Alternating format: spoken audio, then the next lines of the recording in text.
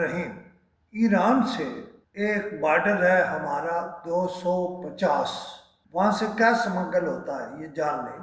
L P G gas, سریا، fresh fruit, cement, ایرانی tile اور ایرانی دودھ وغیرہ۔ 250 بارڈر کیا ہے؟ یہاں پر ایک مکمل کسٹم ہاؤس ہے اور وہاں وی باکس سسٹم آپریشنل ہے۔ 250 بارڈر پر کسٹم اپریزمنٹ کا پورا سٹاف بیٹھتا ہے اور وہاں سپرنٹینڈنٹ بھی ہے، 5 سے 7 انسپیکٹر اور پرنسپل اپریزمنٹ افسر بھی ہوتا ہے۔ وہاں کہانی کیا چل رہی ہے؟ اگر 100 ٹن کی جی ڈی پی ہے، یہ ایک طرح کی اجازت ہے کمزور بلوچوں کے لیے، تو سمگلروں سے وہ لے لیتے ہیں۔ کون لے لیتا ہے؟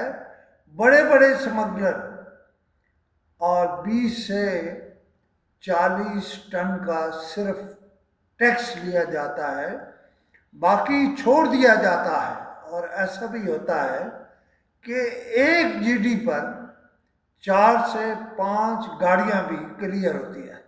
اس کے بعد وہ ٹریفک یعنی سمگلنگ والی گوادر شہر میں آتی ہے۔ 250 بارڈر سے گوادر شہر کا فاصلہ 95 کلومیٹر ہے۔ وہاں پر کسٹم انفورسمنٹ کی چیک پوسٹ ہے۔ اس کے بعد گوادر چیک پوسٹ جو کہ کسٹم انفورسمنٹ کی ہے، اس کا سارا مال بھی وہاں سے گزرتا ہے اور گوادر آتا ہے۔ اس کے بعد پسنی شہر سے ہوتی ہوئی یہی ٹریفک تربت شہر کے بائی پاس سے ہوتی ہوئی ایک راستہ پنجگور کی طرف بھی جاتا ہے اور ایک اڑمارا کی طرف جاتا ہے۔ یہ راستے کا 2 حصوں میں تقسیم ہو جانا بھی ایک کہانی ہے اس کے پیچھے۔ تربت بائی پاس سے آگے جو کوسٹل ہائی وے ہے وہ شروع ہو جاتی ہے۔ یہاں پر بھی تربت by pass per custom enforcement کی گشت کی گاڑیاں موجود ہوتی ہیں۔ اس کا مطلب یہ لیں کہ یہ سارا کام کسٹم انفورسمنٹ کی مدد سے ہو رہا ہے۔ یہاں پر بھی تربت by pass per custom enforcement کی گشت گاڑیاں موجود ہوتی ہیں۔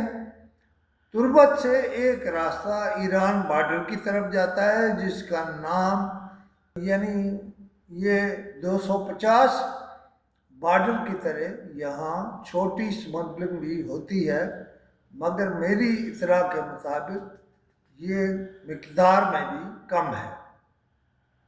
تربت شہر کے بعد ایک راستہ پنجگور کی طرف جاتا ہے۔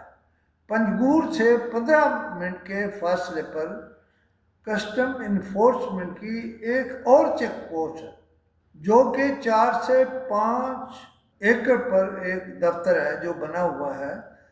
یہاں بھی بہت بڑی چیک پوسٹ ہے۔ پنجگور سے آگے ایک سٹی کی طرف راستہ جاتا ہے۔ پنجگور کا بھی ایران کے ساتھ ایک بارڈر ہے جس کا نام چیدگی بارڈر ہے۔ یہاں سے سریا اور سیمنٹ زیادہ آتا ہے اور ایک جی ڈی پر 4 سے 5 گاڑیاں کلیئر ہوتی ہیں۔ جی ڈی 1 گاڑیاں 4 یا 5۔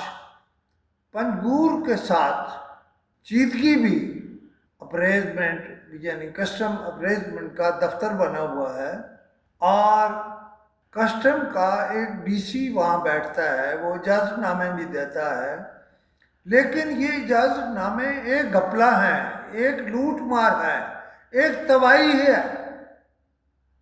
اس کے بعد بسما چیک پوسٹ آتی ہے جہاں پر کسٹم انفورسمنٹ کی چیک پوسٹ ہے۔ بات بتا یہ رہا ہوں کہ سارا کام اب کسٹم انفورسمنٹ کی مرضی سے ہو رہا ہے۔ یہاں سے آگے ایک راستہ خزدار کو جاتا ہے اور ایک راستہ سوراب چیک پوسٹ کو، اور خزدار سے پھر اندرون سندھ چلا جاتا ہے. اس کا مطلب ہے یہ سمگلنگ اندرون سندھ جاتی ہے. تربت شہر سے جو بائی پاس کوسٹل بائی پاس پر دوسرا راستہ نکلتا ہے اس کا نام ارمارا ہے. ارمارا پر کسٹم انفورسمنٹ کی پھر چیک پوسٹ. اس کے بعد وہ اورخارا شاید اس جگہ کا نام ہے, چیک پوسٹ پر جاتی ہے.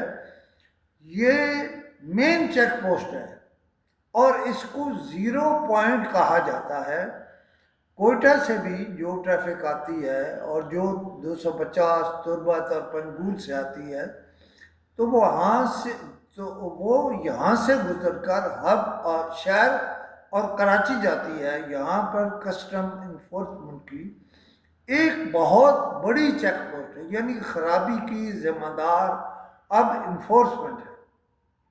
اس کے بعد وہ ہب سٹی مین آفس میں جاتی ہے. یہاں پر اسمگلروں کے بہت بڑے بڑے ویئر ہاؤسز ہیں اور ساتھ ہی گڈانی یعنی کسٹم گڈانی چیک پوسٹ کلیکٹریٹ ہے. تمام اسمگلر یہاں اپنا سامان اکٹھا کرتے ہیں.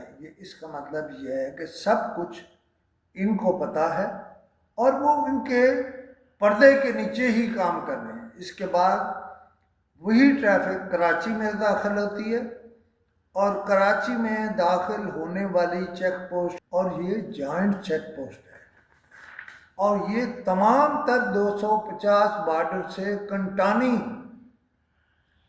بلکہ کنٹانی سے لے کر شہر میں جتنا بھی ایریا ہے وہ کلیکٹریٹ آف کسٹم انفورسمنٹ گڈانی میں آتا ہے. اچھا, مجھے بہت باتیں کہنی ہیں, مثلا گلزار بھٹی صاحب کے بارے میں, احمد نواز زوری صاحب کے بارے میں اور شہزاد صاحب کے بارے میں, محمد شہزاد صاحب کے بارے میں.